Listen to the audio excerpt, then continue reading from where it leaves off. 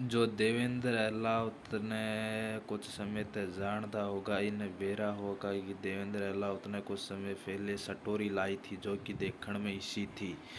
देवेंद्र अहलावत ने एल्बम की अनाउंसमेंट कर दी है।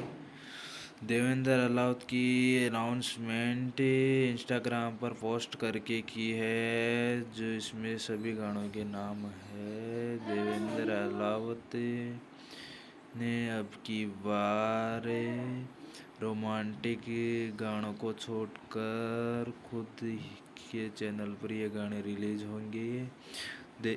बात उस डेट की है जिसने ये गाने आवेंगे। रिलीजिंग डेट अनाउंस होगी। चैनल को सब्सक्राइब करें अपडेट के लिए। हरियाणवी अपडेट खातर चैनल ने सब्सक्राइब जरूर करें। धन्यवाद।